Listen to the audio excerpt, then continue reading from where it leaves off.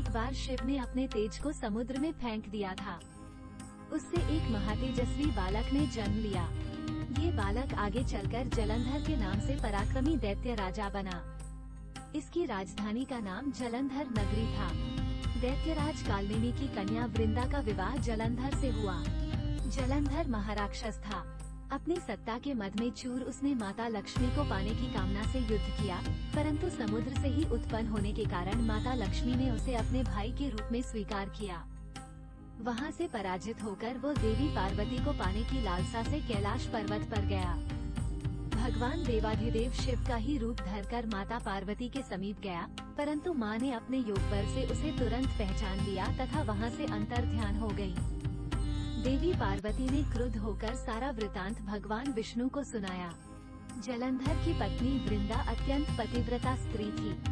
उसी के पतिव्रत धर्म की शक्ति से जलंधर न तो मारा जाता था और न ही पराजित होता था। इसीलिए जलंधर का नाश करने के लिए वृंदा के पतिव्रत धर्म को भंग करना बहुत आवश्यक था। इसी कारण भगवान विष्णु ऋषि का वेश धारण कर वन में जा पहुँचे, जहाँ वृंदा अकेली भ्रमण कर रही थी। भगवान के साथ दो मायावी राक्षस भी थे, जिन्हें देखकर वृंदा भयभीत हो गयी। ऋषि ने वृंदा के सामने पल में दोनों को भस्म कर दिया। उनकी शक्ति देखकर वृंदा ने कैलाश पर्वत पर महादेव के साथ युद्ध कर रहे अपने पति जलंधर के बारे में पूछा। ऋषि ने अपने माया जाल से दो वानर प्रकट किए। एक वानर के हाथ में जलंधर का सिर था तथा दूसरे के हाथ में धड़। अपने पति की यह दशा देखकर वृंदा मूर्छित होकर गिर पड़ी। होश में आने पर उन्होंने ऋषि रूपी भगवान से विनती की कि वो उसके पति को जीवित करें। भगवान ने अपनी माया से पुनः जलंधर का सिर धड़ से जोड़ दिया, परंतु स्वयं भी वो उसी शरीर में प्रवेश कर गए। वृंदा को इस छल का तनिक भी आभास न हुआ। जलंधर बने भगवान के साथ वृंदा पतिव्रता का व्यवहार करने लगी, जिससे उसका सतीत्व भंग हो गया। ऐसा होते ही वृंदा का पति जलंधर युद्ध में हार गया।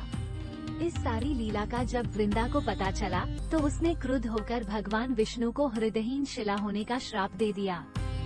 अपने भक्त के श्राप को भगवान विष्णु ने स्वीकार किया और शालिग्राम पत्थर बन गए। सृष्टि के पालनकर्ता के पत्थर बन जाने से ब्रह्मांड में असंतुलन की स्थिति हो गई। ये देखकर सभी देवी देवताओं ने वृंदा से प्रार्थना की वो भगवान विष्णु को श्राप मुक्त कर दे। वृंदा ने भगवान विष्णु को श्राप मुक्त कर स्वयं आत्मदाह कर लिया। जहाँ वृंदा भस्म हुई, वहाँ तुलसी का पौधा उगा। भगवान विष्णु ने वृंदा से कहा, हे वृंदा, तुम अपने सतीत्व के कारण मुझे लक्ष्मी से भी अधिक प्रिय हो गई हो। अब तुम तुलसी के रूप में सदा मेरे साथ रहोगी। तब से हर साल कार्तिक महीने के देव उठावनी एकादशी का दिन तुलसी विवाह के रूप में मनाया जाता है।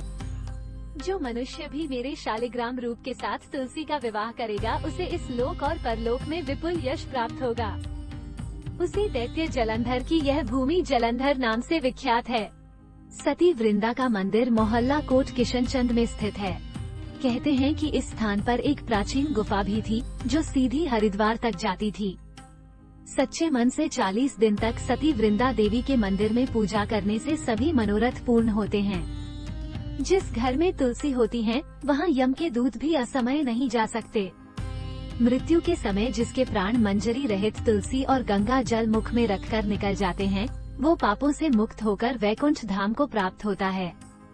जो मनुष्य तुलसी व आंवलों की छाया में अपने पितरों का श्राद्ध करता है, उसके पितर मोक्ष को प्राप्त हो जाते हैं।